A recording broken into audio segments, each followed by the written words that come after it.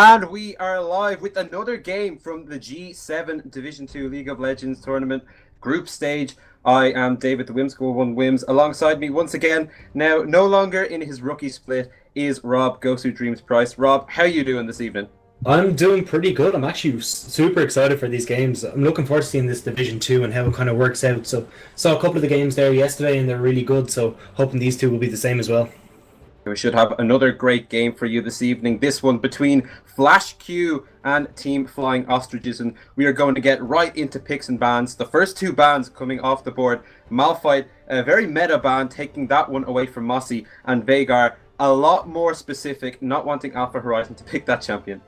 And that's the thing, I'm not too sure if they're caught a bit off guard with this as well, because I know Alpha Horizon is actually, we thought it's going to be the mid laner, and he plays an awful lot of Veigar, but he's actually seemed to have swapped into the top lane possibly for this one, so we'll have to see what way they decide to work it, because that Veigar ban might have just gone to waste if it's not going to be Alpha Horizon in the mid lane. Yeah, and we're seeing definitely a lot of respect paid to Mossy. Those are two champions taken away from him in Malphite and Lissandra, so we'll see what he kind of goes to with those two champions off the board. But like you were saying, it looks as if Flash Q are playing in a lot of roles we didn't expect. I think Ejam and Sunset are definitely a support and a jungler, but the rest of them seem to have switched around a good bit. And we'll see if that, like you said, throws the Ostriches off guard. They've gone for the Nautilus ban, so Ejam won't be getting on that. But with their last ban, we'll see what they're going to do as the Jinx is taken away from Deputy Dank. Yeah, exactly, and he is definitely one to watch out for. We have already discussed how strong Deputy Dank is for this team, and we'll definitely be looking to carry from that bot lane. So, trying to take some champions out of his some champions out of his champion pool is definitely going to help them out on the side of Flash Q. So, we'll have to see what he decides to go with. Has been very big fan of that Corki, so we'll have to see if he decides to pick that out again. Yeah, Deputy Dank definitely favouring that Corki in the new season, and we are going to see the last ban is Morgana. So overall, three kind of very specific bans towards Flash Q. None of them really big meta champions right now. They might see a little bit of play, but not really anything that's crazy overpowered at the moment. So Flash Q maybe with narrow champion pools, but they should have a good few more champions to pick from. We'll see what they go for with their first pick in a few seconds. Yeah, it'd be interesting to see as well, because Ejam has really kind of leaned on that Nautilus and Morgana, and with both of those champions gone, we have to see what way they decide to opt into this bot lane. I know he does play a little bit of Zyra, so maybe we'll see the Zyra come out in that lane, but he might have a few pocket picks that we weren't prepared for.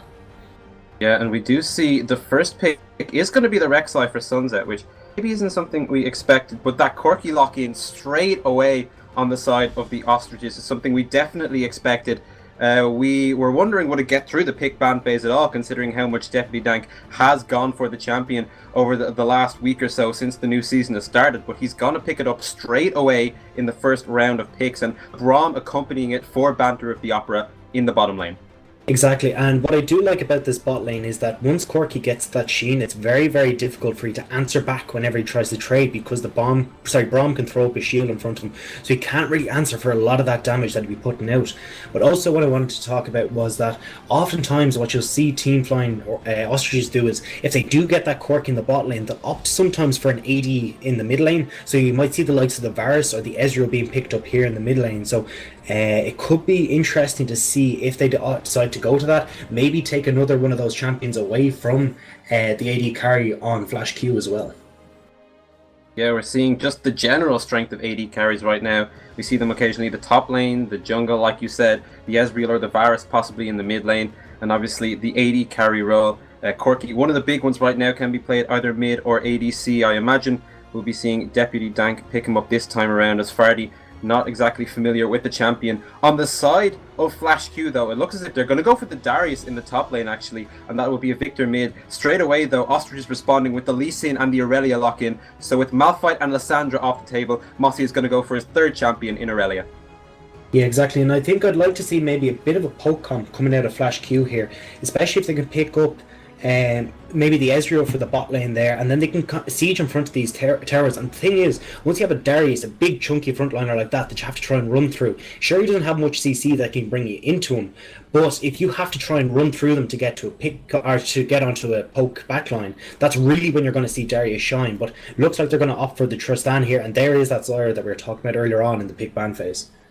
Yeah, with the few slightly more meta supports taken away from Ejam, he's forced onto that Zyra, and it'll be interesting to see it. It's definitely not a pick we see very often at all in competitive, but Ejam obviously feeling as if it's what he needs in the situation since he can't get the Nautilus or the Morgana, and we will see him and Monkey D go up against Deputy Dank and Banter of the Opera with the Corki Brom lane, but it's going to be a Lux for Farty in the last pick, and that was definitely something he was looking for, because the Lux is obviously his most played champion, but also something that seems to fit into his playstyle given his general champion pool.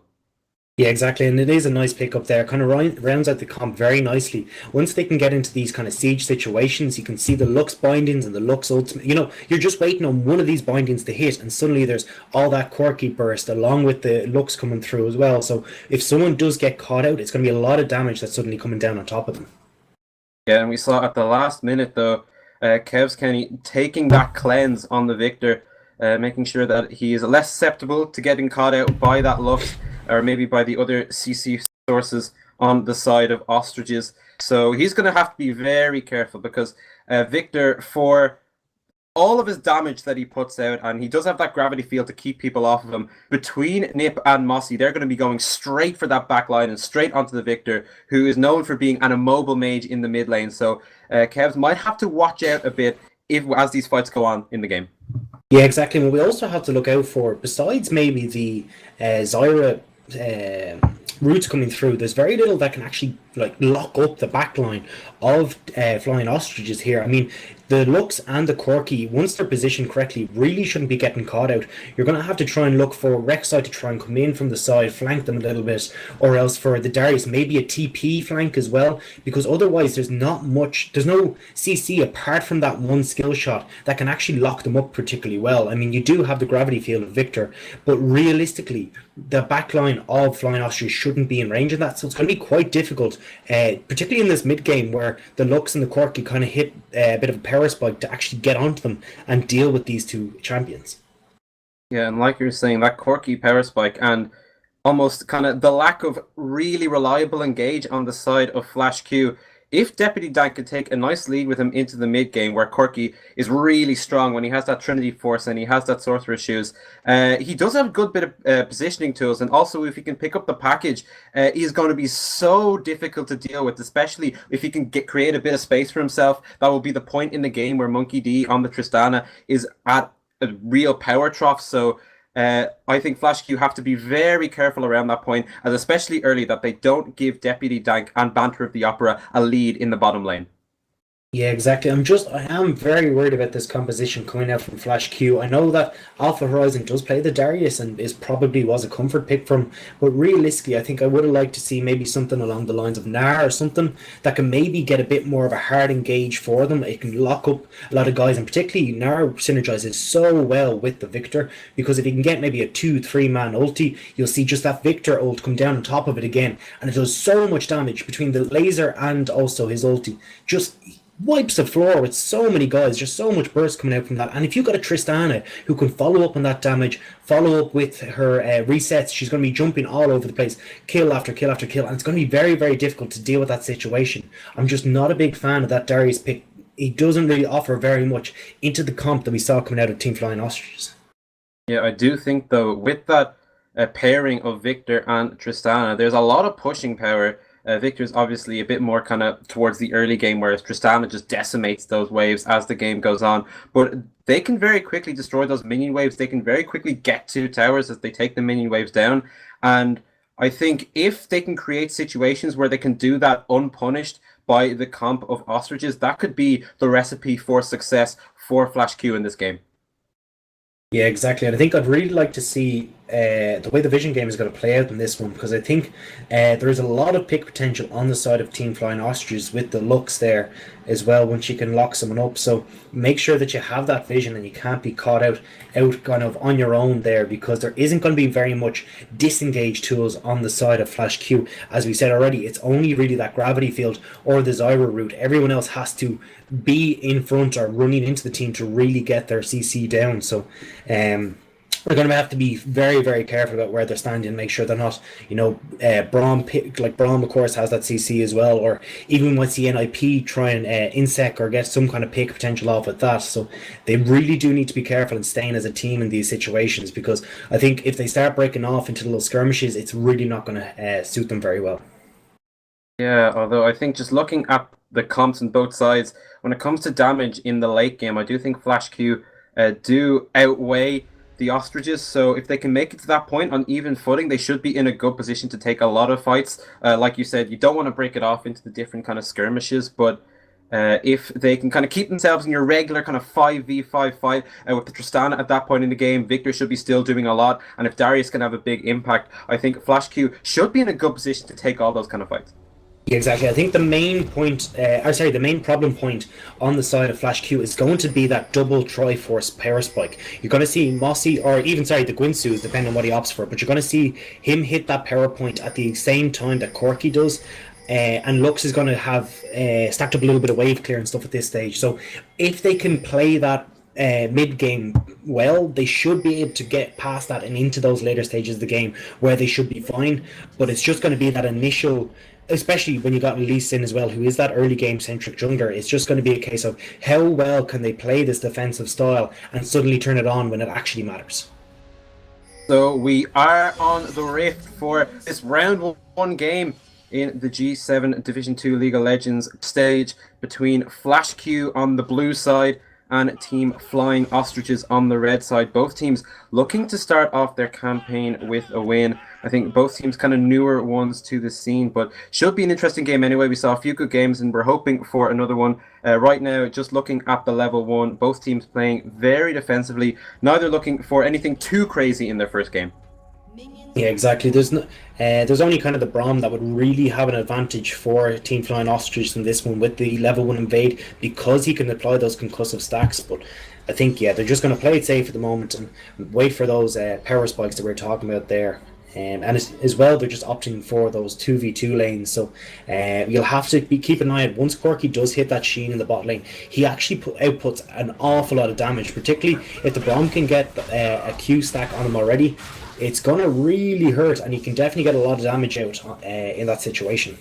Yeah, and if we talk about the Zyra pick on the other side, Zyra can be very annoying if she can keep her distance. She can get that poke down in the lane, but Zyra, very squishy support, might be susceptible to being caught out if Banter of the Opera can land more Qs just like that. So Ejam, if he can keep his distance and kind of get his damage off from behind the minion wave, away from the Braum, they should be in a good spot, but just has to be very careful about being found out by the bottom lane of Flying Ostriches. Yeah, and that Thunderlord's Decree really did help out Zyra in that bot lane, because what you can do is if you even get one auto off and then you land the roots along with any of your plants, it instantly procs that, and it does quite a bit of damage, and it's very, very easy to get that combo off once you're used to it, which we're assuming that Ejam is from his champion pool. So I wouldn't be surprised to see a lot of damage coming out of Ejam, especially in these early stages of the game. Yeah, with the presence of Thunderlords in the meta right now, it definitely has benefited some champions, and Zyra can make good use of it if she can proc it multiple times. We'll see if Ejam is capable of doing that. Right now, it looks as if the lane is not really going in anyone's favor. A small advantage early to Monkey D, but nothing really significant at all at this point. Will be interesting to see how it goes as it goes on, especially when you get to that level 6 point, when the Corki does have that Sheen, so he starts putting a bit more auto damage, and he does have those rockets, so we can be a bit safer from a distance. Top lane, though, a few nice trades going down, but Alpha looking to do a bit more damage early in this lane. Yeah, exactly. And it'd be interesting to see exactly if where the jungler is going to apply that pressure. They will both end up on the top side, so maybe Rek'Sai is going to go up there to try and counter a gank from Lee, because particularly with that lane pushed into where it is, they should be able to get a gank off there. Particularly because Aurelia will have that stun up because she's on lower health. It will make it a lot easier for Lee to get in. But Corki just kind of caught up here a little bit in the bot lane. Just going to take a little bit of a trade there, but nothing major really going on down there. Yeah, we can see Ejam definitely sticking to the bush, but most certainly keeping his distance from Banter of the Opera, as both supports kind of play hide and seek in those two side brushes. But Ejam, as long as he can maybe keep out of sight, they do have a ward on him, but Banter of the Opera has not looked to get too close to the Zyra. However, Deputy Dank and Banter of the Opera do have a bit of a push. However, Nip is looking for something in the top lane. Alpha Horizon with the flash straight away, but Mossy will follow, and Alpha Horizon below half health. Nip not going to follow as he gets hit by the Decimate. So looking for the gank, only gets the flash. Yeah, exactly. Got a bit unlucky there. I know that Mossy was trying to get in there, but just the minion wave arriving just in time and catching him up a little bit there, so he wasn't able to follow up. But now that the flash is gone, he's going to see a repeat gank here. But Rek'Sai is hanging around in his side of the jungle, so this could be interesting here. Nip going to show again. Lands the Sonic Wave, but Sun's Out was there in time to stop anything more from happening. So Nip, we already see he wants to get his top laner ahead. If he can get the Aurelia rolling, that could be very big for the Ostriches. Yeah, Lee nearly got nipped in the butt there, though. I mean, if that Darius Cleave had landed there, he would have been in a lot of trouble, because that would have been Rek'Sai knocking him up. And Darius, as everyone knows who plays top lane, does an awful lot of damage in those early stages of the game, particularly if once that slow comes out and you have the Rek'Sai there, that would have been a very deadly sim. Yeah, and we see Ejam taking a bit of damage in these trades in the bottom lane, has taken a few Thunderlords procs to the face from Deputy Dank, so he might just have to be a little bit more careful. I think Deputy Dank had a bit more space to work with, getting damage down when the Zyra was pushed out of the bush as the Ostrich's bottom lane pushed the wave. Yeah, exactly, and it's just going to be pushing into Tristana here, but I don't think it's really going to last that long because she's going to be pushing the wave. So it'll be interesting to see if Deputy Tank does decide to freeze up on his side of the tower. Maybe he'll be able to do something there, because we can see Lee is coming from his own. Sorry, coming out of the base and will be on his side of the jungle. So if they could maybe let this push in, but it looks like they're actually pushing them off the wave so much that it's not really going to be an issue. Yeah, Monkey D managing to keep up in CS, which is pretty good. The wave hasn't been entirely pushed into tower just yet, so he has had the opportunity to make sure that his farm numbers are pretty good. But like you said, Nip around the bottom side of the map, but with the way the bottom lane is looking right now, will not have a lot of space to do anything. I think Sun's Out, though, on the Rek'Sai has not had as much of an early impact. We saw Nip was the one making all of those moves in the top lane, and Sun's Out was only really reacting, especially when Nip came the second time around. Yeah, exactly. I think I'd like to see Sun's Out put a little bit of pressure on this mid lane, because Victor has fallen behind. He's about 10 CS behind at the moment, and especially once that flash is blown on the side of Lux, she's not really going to be able to escape those ganks. And especially once he gets the knock up or Victor gets that gravity field down, it makes that gank so much easier, particularly with the burst that will be able to come out of Victor, as he's just kind of caught out a little bit there. But that, if they could get that combo off, it could definitely swing that lane in the favour of Kesney there. Oh yeah, Monkey D a bit far forward there, but the rocket jump will get him to safety, and I think Tristana will be looking for that if they go for her in these trades. So Monkey D can maybe afford to play a little bit further forward than his support in the bottom lane, because Ejam, if he gets caught out, he's in trouble. Nip looking for someone, but the Sonic Wave not landing, dodges out of the Grasping Vine, and we'll see Nip once again looking for the gank, but I think we predicted that Ostrich's bottom lane wasn't in the right position, and it showed there. Yeah, exactly, and he is paying a lot of attention, looking maybe for the swing around, but Lee Sin actually looks like he might catch Rek'Sai here. He has got a ward down by that red, and he's just making his move into there, but Rek'Sai seems to be aware that something is fishy is going on, because Sun's Out, Pun's Out is not going directly for that red buff. Yeah, we do see Nip making use of the pressure that his bottom lane is providing in that lane, but not going to really find out Sun's Out in the jungle, so we'll head back, complete that blue buff transfer over to Fardy. Sun's Out going to show in the bottom lane as well, maybe forcing Deputy Dank and Banter of the Opera to rethink their position in the lane, so they kind of just they are going to stick around actually as they do see the recalls coming in on the side of Flash Q and definitely Dank sitting on a small CS lead, but at this point in the game it's nice to have that kind of just keep the confidence up. You see you're out farming your opponent, and on Corki that can be pretty big because it allows you to get that Trinity Force just a little bit quicker.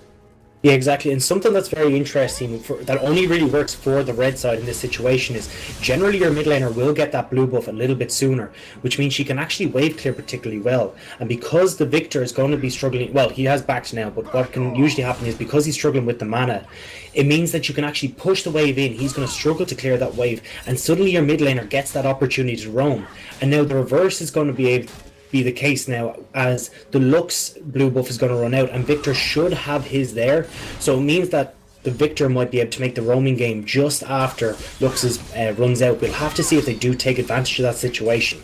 Yeah, we see looking at the top lane though, it looks as if there's the package coming in from Deputy Dank, Alpha Horizon with the flash, but Nip is there on the other side. You see the Dragon's Rage kicking Alpha very low, the Decimate not enough to heal him back up. First blood going over to Mossy, and now they're looking for Suns out, trying to get back to his tower, but a double kill coming in for the Aurelia. And that is going to be absolutely massive for Mossy there. We can already see him opting towards that Triforce, and with that double kill there, he was kind of struggling a little bit against this Darius, which he should be, because Darius should definitely be winning that lane this early, and that's really going to help him out. It's really going to help his spike along there, and particularly with those 2 assists going off to Corki, we're going to see that Trinity Force power spike, the dual Trinity Force power spike that little bit earlier, so that'll really be a problem now for the side of Flash Q if they can't deal with that.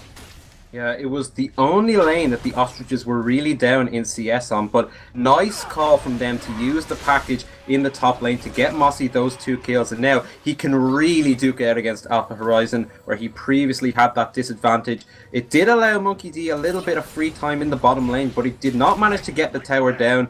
Banter of the Opera did stick around to help keep that one up, and as a result, that is a complete win for the side of the Ostriches. And that's the thing, he's not even, Deputy Dank here isn't even down in CS, he's not down in levels, he's up now 2 assists, so that was really, really well played there. He's actually come out on a win from that roam, which really shouldn't be happening. He should have been punished a lot harder for that, and realistically, Flash Q just weren't able to make anything happen with it. Yeah, seeing that he had that CS lead, seeing that he had the gold lead in the bottom lane, and realizing, hey, maybe I can sacrifice that just a little bit to get my top laner rolling and I can come back and I'll be even. They're looking for E-Jam now though. The flash forced out of the Zyra as soon as that Glacial Fissure came in. So with the top lane in a much better position, they're focusing towards the bottom side of the map. Yeah, exactly, and I think as Victor just locked up underneath his turret, but yeah, I think that is the right call here. Mossy hopefully will be okay now because of all that damage. Actually, this looks like it could be an all-in here. Yeah, actually, Mossy going to get Alpha Horizon really low there, but just not enough damage left in the combo, and the Darius was kind of out of there. But we're seeing Aurelia fight it out so much easier against this Darius now that she has those 2 kills under the belt and those 2 big components from her Trinity Force. Yeah, exactly, and this is just Lee. Oh, hang on. Oh, Nip with the kick. Kev's going to get kicked into the light binding. The final spark comes in, and Ferdy going to pick up his first kill of the game in the mid lane. That was really well played by Nip there, able to set it up, and also good communication there with Ferdy, ready for the light binding, and just able to finish off Victor. He had no hope. He even, I'm not too sure though, he did have cleanse and flash there, so he probably would have been able to escape that if he was quick enough, but opting not to use those, and he ends up paying for it with his life. Yeah, Alpha gonna look for Mossy with both top laners decently low, but Alpha a bit far away. Can he get back in range? Doesn't look like it, but Mossy maybe just has to be a bit careful. Has those 2 kills, but is not out of the woods just yet. But Darius still has a good bit of power, and if Mossy's not careful, he could find himself on the end of some pretty bad trades if he keeps playing them like that. Yeah, exactly, but what you also have to remember is that Mossy is actually sitting on that TP for the top lane, so if he really needs to, he can actually take a bad trade, back up, return to lane with the TP and take advantage of the lane that way, or he could always back up and after he's taken that bad trade, make sure that he's backed up, he can TP into the bot lane at full health, and Darius suddenly is TPing at way lower health than he is, so it's going to make a big difference for some of these TP plays. Yeah, he can take a bad trade as long as he doesn't take a lethal one, but making sure he doesn't drop to the Darius just yet, and is, we said, in a much better position to fight it out. Picks up the Zeal, but not able to finish the Trinity Force, so we're going to really awkward back timing for Mossy there, but he's not going to blow the TP just yet. Happy to walk back to lane. We'll see how he does with that Zeal in his inventory. I'm surprised he didn't wait that little bit of extra gold just to finish off the Trinity Force. Interesting call from him there.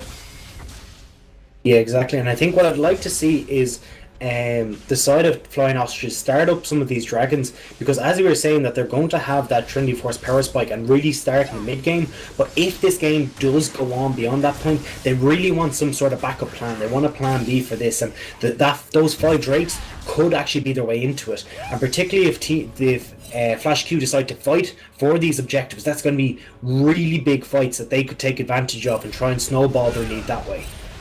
Yeah, plus it is good time to pressure your opponents into fighting you. When you have those 2 Trinity Forces, like you said, and the opponent's comp is a lot weaker, Ostriches could kind of maybe pressure them into starting a fight that they really would not be able to win, considering the lead and the power spikes that the Ostriches have. So maybe if they do even just posture around the dragon, they could make Flash Q panic just a little bit and maybe force them into an unfortunate fight. And the thing as well is that Mossy still has that TP advantage for just a little while, so if they don't really use that, it's just kind of a wasted window. I mean, he did lose the CS in the top lane quite a bit. Quite a bit of CS went into that top lane tower that he could have TP'd to, but they haven't actually used that advantage at all so far. Sun's out hanging around the bottom lane with Deputy Dank and Banter of the Opera still pushed. Deputy Dank has managed to once again regain that CS lead, even if it is quite small. Monkey D still doing a good job of farming up, but I think Deputy Dank is showing what he can really do on this quirky pick that he's practiced so much. Yeah, exactly. And there we can see that Trinity Force completed on Aurelia there. So I wouldn't be surprised to see Quirky back up and finish his. And then maybe you'll see these guys group up as Mossy goes here. All in. Yeah, Mossy, well again, looking for Alpha Horizon, and Darius dropped very low, but not popping the flash just there. Happy to just walk out of that one. However, we're beginning to see the matchup, which started so much in Darius' favor, really tilt for the Aurelia. Obviously, those few kills help, but now it's looking as if Alpha Horizon is a bit helpless in these trades. Yeah, exactly. We can also see that the mid lane is also extending in the favor of Flying Ostriches there. So it's a 30 CS lead now onto the Lux. Victor looks like he might be trying to make a play bottom, but thinking twice against it. So just going to back up, but that's going to be a little bit more time just kind of lost there, although he's lucky the minion wave wasn't there to lose out on any XP or gold. As Mossy again going for this trade in the top lane. Yeah, we see he's just winning these auto trades, even against the minion wave. However, Nip is there now, and Alpha could be in trouble. The flash coming out, Sun's out is there to join the fight as well, and I think that means Ostriches are not going to pull the trigger, going to back off out of that one. But they are so happy to just jump straight on this Darius, and at this point, especially now with the flash down, there is nothing Alpha can really do if Nip shows up like that again. But that's the thing, that's the 3rd time now that they've blown his flash and there hasn't been a repeat gank. They keep consistently blowing this but not actually taking advantage of when it's down. Now, I do like the fact that they forced the, or they haven't even forced the back out of Darius, so realistically, unless they can do something now that the flash is down, which looks like they might be looking for, there's not going to be a big advantage. Waiting in the bush, and they might have caught out Alpha. The Decimate coming in, but the kick away will mean that Alpha is actually given an escape route out of that one, and maybe a misjudged kick coming in there from Nip with the Darius completely safe from that guy. Yeah, you can see that Nip was trying to ward jump in behind him, but misplaced the ward there. There's actually 3 people now walking up towards his top lane, but Aurelia has backed, so that's actually just going to be lost time for the Victor there, particularly when Lux can push in this lane so quickly. So he's going to lose a bit of experience and more CS, as he's already in a losing lane, so plays such as this really aren't going to help him out in this situation. Yeah, and earlier we were talking about Sunset's contribution. Actually, Ejam could be in trouble here. That's 2 Braum procs, and the Corki damage is so big. Ejam lucky to get away with that one. And Corki hasn't even finished that Trinity Force yet. He's still waiting on the last component. So that damage, as soon as he backs and picks that up, is just going to go up even more. And I think if that trade were to happen again, Ejam would find himself not so lucky to survive. Yeah, exactly. And he's already sitting on the gold for it, so it's only going to be a little bit of time before he picks that up. And then, yeah, that is particularly that Zyra in the bot lane. As you were saying earlier on, she's so squishy, so she really does need to be more careful about her position in this lane, as Mossy again is going for this trade. He's looking to fight Darius once again. We see the Transcendent Blades come out. Not enough damage just yet, but Alpha, just every time he's jumped on by the Aurelia, he can't fight it. And with that, we do see on the opposite side of the map, Ostriches go straight for that dragon, and they pick up their first of the game. No response at all from Flash Q. Yeah, I think that's the correct response here by Flash Q. There's no reason to fight over that dragon. It's only the first one at the moment, and they're definitely at a major power loss compared to the side of Flying Ostriches. So definitely the correct call. Let it go. We don't want to be fighting this, especially when Darius has just been chunked out so much and Mossy's sitting on his TP. It could have only ended badly, as Suns Out Puns Out is actually making a move in the top lane. Tunnels in for Mossy, and the tower not just down yet, but Alpha is there. The flash on the Aurelia should mean that Mossy gets out of that one just fine, and Sun's out, not able to get too much there. The tower does stay up, however. Nip on the opposite side looking for the gank, misses the Sonic Wave, but the package for Deputy Tank means that E-Jam is in a whole lot of trouble. He goes down before the Stranglethorns even pops, and that is going to be another kill for the side of the Ostriches. Yeah, that was so much damage coming out in that there, just onto E-Jam. He was still holding on to his flash and just didn't even get a chance to use it. He was just burnt down so quickly, as Mossy may have caught out of Horizon. Seeing this time and time again, and Mossy happy to take these fights. The Decimate will heal Alpha back up just a little bit, but Mossy doesn't care about what state the minion wave is in. He's just going to go ham on that Darius every time he gets back to the lane and sees him, and has that Trinity Force completed now, so Aurelia putting out a good bit of damage, and Alpha has no strategy to combat it at all. And you know what? It really is working in Mossy's favour. He's actually managed to turn that lane around and now has a 10 CS advantage over Darius here. So that early gank is really paying off for them there in the top lane.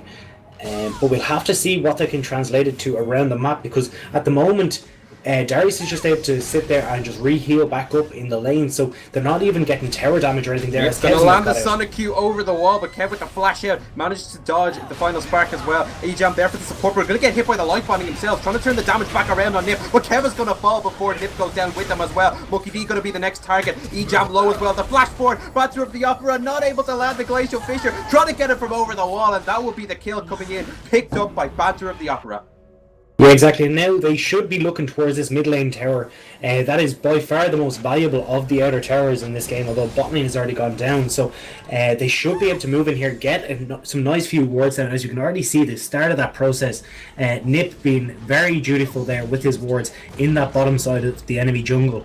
So this is going to be possibly even two towers, because Corki does have a lot of damage with that Triforce. So yeah, he's going to look for those Sheen procs to help burn that tower down. However, bit of a defense mustered here from Suns Out. Going to get caught out by the light binding, but the minion wave is getting depleted here as the tower shots take out the members of Ostrich. Meanwhile, Mossy once again looking for that trade and going to jump on Alpha Horizon once again, and so low. E-Jam, oh my god, the damage coming in from the Lux, and Fardy going to pick up a second kill of the game with that Lux combo proving to be so deadly.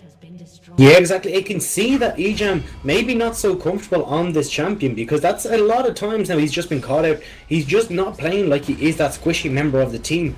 And really, you can see that the ban phase that came out of Flying Ostriches is really paying off for them here. Getting rid of the Morg, getting rid of those Nautilus. The two kind of champions he'd be most proficient on is actually Mossy might be in trouble, but no, he's going to walk away from that. But Nip's in a bad position. Nip is there for support, but Monkey D going to look to turn a bit of damage down. However, with that ward hop, Nip is happy to jump back over the wall, and we can see that Flash Q are looking for the plays, but they're just not able to really pull them off. Mossy was always able to get out of it whenever Suns Out shows up. Nip as well has a lot of defensive mobility, so he's fine whenever they seem to catch him out. The only time he's died actually is when he's been going in for the kill himself, so it's proving to be very difficult for Flash Q to get anyone out on the side of the Ostriches.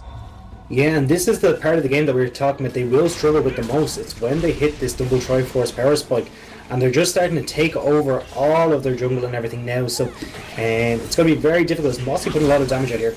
They might want to fight here. Alpha Horizon standing right in the front. The Glacial Fissure coming out. Alpha already very low, is going to get taken down here. The Gravity Field doing a good bit for Kev, but he's not enough as the rest of the team just gets torn apart by the Ostriches. And so low health bars, but they don't lose anyone. There's just not enough damage for Flash Q, and Ostriches win yet another fight.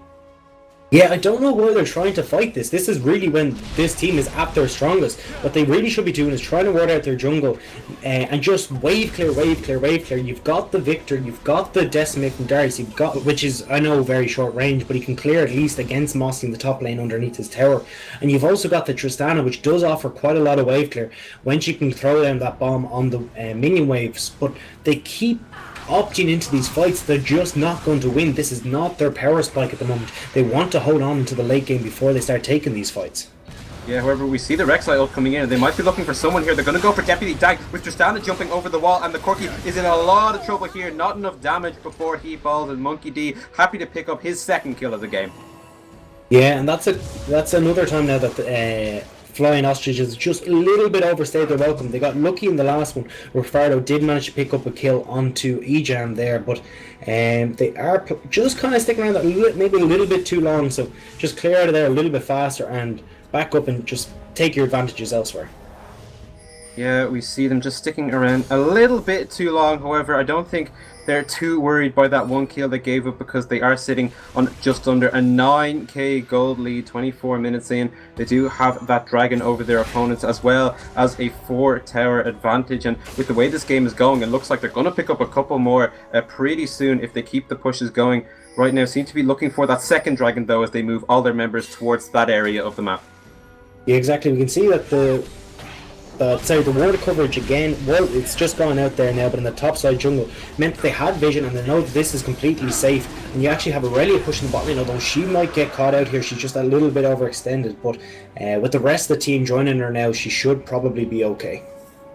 Deputy Dank has the package, so he could be looking to make plays once again. Nip is going to split a couple of members for Flash Q. Not going to go for it just yet. Deputy Dank will hold onto that, but he's used that package really well so far to find out really nice picks and managed to get his team a nice lead. Forced to use it there though to get away from Kev's death ray, but we'll see what they do with this. They're going to keep the push going. Monkey D caught out, and the Lux combo once again. There's nothing anyone Flash Q can, on side of Flash Q, can do against it, and Fardy picks up his third of the game. And this is what we were saying at the start in that pick ban phase. If Flying Ostriches can set up these sieges, once that binding lands, there's so much damage following up on that person. And if it happens to be the AD carry, you're in a heck of a lot of trouble. But they have no way now of really counteracting this, because they haven't opted for that hard engage. Maybe if the root lands, or maybe something else, or Banter the Opera goes a little bit too far forward. But he's a tanky guy. He's not going to really be worried about any of this damage that's coming out. And now Ejam is probably going to go down again. The light binding comes in, and Ejam manages to pick up his fourth death of the game, and Fardy's just punishing all these mispositions and landing these light bindings and completely destroying anyone who gets caught in it. And this Lux is massive right now, and there's not enough time, there hasn't been enough time for anyone on the side of Flash Q to really build M4 to counteract it, and as a result this is going to be an easy siege for the Ostriches. Yeah, and I really like this play out of the Ostriches at the moment. They're sending their four members into the bottom lane who have a lot of wave clear, who have that poke and siege pick potential. And they've sent the Aurelia into the mid lane, so then she can split push again. So now they've got this kind of double threat going on there. Flash Q cannot deal with any of it. There's the combo once again. This time Nip is going to be the one to pick up the kill. However, it looks as if Flash Q want to fight, but can they really fight this out? Monkey D at the back is pretty low. Ejam already down, and now they just have to run away from this. Sundown's going to be the second kill of the fight for Deputy Dank. Alpha Horizon, the next target. They lock him up. They take him down. 4 kills coming in for the Ostriches here, and with that they're in a great position. They can probably end the game. But that is 4 kills in a 4v5. They are destroying these guys. Flash Q have no hope of any of it. I mean, pretty much all they can do is try and flash at this stage. There's no Q to follow it up, and this, it looks like it is not going to be the end of the game, as they do have to wait in the minion wave. But no, they're going to back up and play it a little bit more safe, as they are up very, very soon. Victor up in 3 seconds now, so he probably would have been able to take out a couple of those members with the damage that he'd be able to put out. But realistically, I think this is going to be a Baron dance at the moment, and then if they need to, they can always just push down those top towers, because they're going to have to send at least 2 or 3 members back to defend the space with both those inhibs down so early on in the game. Yeah, it looks almost certain at this point that it will be the Ostriches who pick up the first game, or the first game in round 1 of Division 2 here. But We'll see if Flash Q can muster anything. Right now, it looks completely desperate, especially if the last fight was anything to go by. Like you said, a 4v5 that they just couldn't take at all. They got completely torn apart by the 4 members of Ostriches that were in the area. And it doesn't look, with only one Nexus Tower left, that there's anything they can do at all to get back in this game.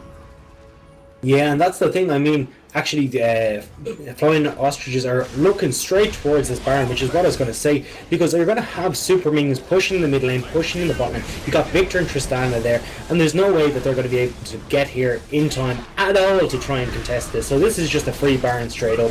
And once with that comes in, and you've already got the 2 inhibs down, and you're so far ahead, there's just no hope of them being able to stop this next push. I think this is going to be the end of the game here with this one. Yeah, it's totally an inevitability at this point, and we see the Ostriches know it. They're pushing straight down. They're looking to catch Alpha Horizon to start off the final push. Alpha Horizon locked up under his tower and taken down. Nip now on a rampage, 5-1 and 8, and with one member down, it looks as if Ostriches actually might be taking their time waiting for the minion wave, but I can't imagine that Nexus is going to be alive for much longer. Yeah, I was going to say, they even could have just run down the mid lane there. There's only one tower left defending the Nexus. They don't even need to opt for this last inhibitor. Just take the super minions into the mid lane, and they can dive it at the moment. I mean, they've got enough, and it's actually just damage galore. You know what happens when the light binding connects. E-Jam down once again. Kev is going to follow, and now the Nip is actually looking for anyone he can get on the back line of Flash Q. Not able to find anyone and trapped in the base, but with the super minions there beside him, he's just going to help them push towards the Nexus while the rest of his team waiting for the minion wave to arrive once again. They're taking their time with this push, but I can't imagine that it really matters too much as the second Nexus turret falls. They're going to look for Sunset Funset just before the Nexus falls. Kick him away actually out of this one, but Mossy happy to continue the fight. Sunset trying to get whoever he can, but he's just taken apart as he has been time and time again in this game, and with tension focused on the Nexus for Ostriches, they take it down and they take their first win of G7 Division 2. Yeah, exactly. You can tell how far ahead are when Lee Sin is standing in the middle of the enemy base in front of 3 people by himself, just saying, "Come at me, bro." And that's just going to be the end of the game there. There was very little that Flash Q would have been able to do there. So that is round 1 for these 2 teams done. It will be Team Flying Ostriches picking up the win. Flash Q will maybe have to look to their next game if they're looking for their first win of the tournament. This will be our only game for this evening. Unfortunately, there were no other games around the time that were really streamable, but happy to bring you this one once again. Thanks from all of us, and good night.